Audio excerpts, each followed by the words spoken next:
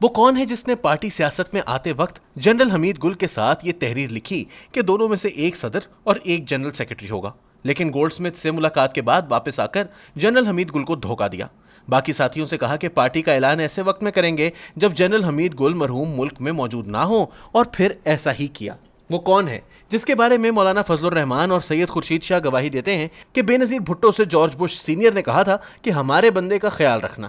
وہ کون ہے جس نے شارٹ کٹ راستے سے اقتدار میں آنے کے لیے جنرل پرویز مشرف کے مارشل لاء کو ویلکم کیا اور پھر ان کی خوشنودی کے لیے وار آن ٹیرر میں امریکہ کا ساتھ دینے کی پالیسی کو سپورٹ کیا؟ وہ کون ہے جس نے نواز شریف کے ساتھ لندن کی اے پی سی میں شرکت اور محمود خان اچکزئی کے ہاتھ میں ہاتھ ڈال کر سیاست کی، لیکن ناکامی کے بعد اپنی سیاست کی مہار مقتدر حلقوں کے ہاتھ میں دے دی؟ وہ کون ہے جس کے لیے 2010 میں اسٹیبلشمنٹ نے لاہور، پنڈی اور کراچی میں تاریخی جلسے کرائے، خود بھی ان کو پیسے دیے اور بڑے بڑے سرمایہ داروں سے بھی دلوائے؟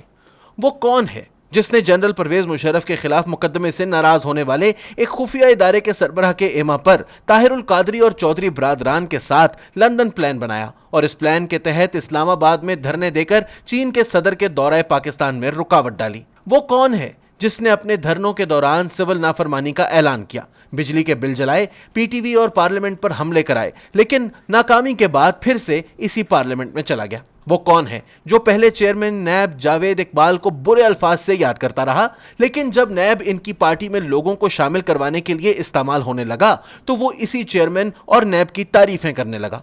وہ کون ہے جس کے لیے الیکشن میں R T S system fail کروایا گیا اور پولنگ ایجنٹس کو باہر نکال کر ٹھپے لگوا کر درجنوں ایسے لوگوں کو کامیاب کروا دلوا دیا گیا جو دوسرے بھی نہیں بلکہ تیسرے نمبر پر آئے تھے؟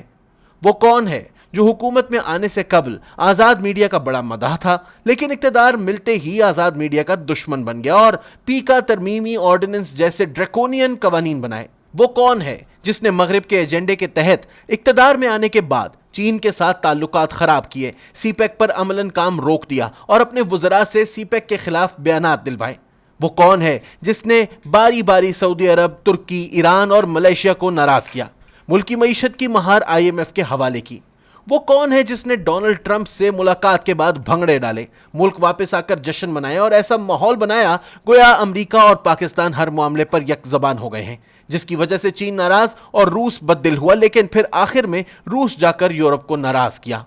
وہ کون ہے جس نے کشمیر کے معاملے میں ڈونلڈ ٹرمپ کی ثالثی کا جشن منایا، ایک مسخرے کو امور کشمیر کا وزیر اور دوسرے کو کشمیر کمیٹی کا چیئرمین بنایا، اور جب مودی نے مقبوضہ کشمیر کی حیثیت تبدیل کر کے اسے ہڑپ کیا تو جواب میں محض کشمیر ہائی وے کا نام تبدیل کیا؟ وہ کون ہے جس نے اپنے محسن جنرل قمر جاوید باجوہ کی ایکسٹینشن کے ایک نوٹیفیکیشن کو جان بوجھ کر ایسا متنازع بنایا کہ معاملہ نہ صرف عدالتوں تک گیا بلکہ اس کے لیے پارلیمنٹ میں نئی قانون سازی بھی کرنی پڑی؟ وہ کون ہے جس نے D G I S I کی تقرری کو جادو ٹونے اور خوابوں کی نظر کر کے متنازع بنایا اور کئی پیشہ ور جرنیلوں کے تبادلے کو لمبے عرصے تک لٹکا کر فوج کو تماشا بنائے رکھا؟ وہ کون ہے جس نے پی ٹی ایم کا مقابلہ کرنے کے لیے اپنے 4 پختون وزراء کو آئی ایس پی آر کے ایک افسر کے حوالے کیا تھا؟ وہ افسر ہر صبح ان وزراء کی ڈیوٹی لگاتا کہ کس نے پی ٹی ایم کے خلاف کہاں اور کیا کہنا ہے؟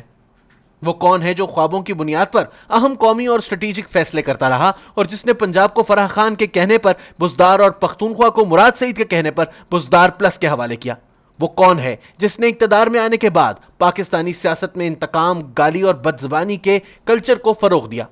وہ کون ہے جس نے زرداری کے ساتھ مل کر پہلے بلوچستان کی حکومت گرائی اور پھر دونوں نے مل کر اسٹیبلشمنٹ کی مرضی کا چیئرمین سینٹ لگوایا؟ وہ کون ہے کہ جس کو جب اعتماد کا ووٹ لینے کو کہا گیا تو اس کے ممبران اسے ووٹ دینے کے لیے تیار نہیں تھے، لیکن ادارے پکڑ پکڑ کر ان کو لاتے اور اس کے حق میں ووٹ ڈالنے پر مجبور کرتے؟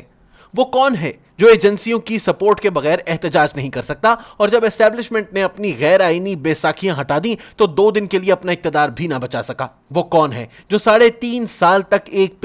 پیج کی رٹ لگا کر مخالفین اور میڈیا کو فوج سے لڑاتا رہا؟ وہ کون ہے کہ جب اسے محسوس ہوا کہ اس کے خلاف عدم اعتماد کی تحریک پیش ہونے جا رہی ہے اور ان کو لانے اور بچانے والے آئین کے مطابق نیوٹرل ہو گئے ہیں تو اپنے اقتدار کو بچانے کے لیے زرداری کی منتیں کرتا رہا؟ وہ کون ہے کہ جو کبھی ایٹمی پروگرام کو غیر محفوظ قرار دے کر پاکستان کے 3 ٹکڑوں میں تقسیم ہونے کی واہیات پیش گوئیاں اور کبھی فوج میں پھوٹ ڈالنے کی باتیں کر کے انڈیا جیسے دشمنوں کا کام آسان کر رہا ہے؟ وہ کون ہے جو خود تو جیل جانے سے ڈرتا ہے لیکن کبھی دھرنوں کے نام پر، کبھی لاک ڈاؤن کے نام پر اور کبھی خونی مارچ کے نام پر دوسروں کے بچوں کو گولیوں اور لاٹھیوں کے سامنے کھڑا کرتا ہے؟ جی ہاں، اس کا نام عمران احمد خان نیازی ہے۔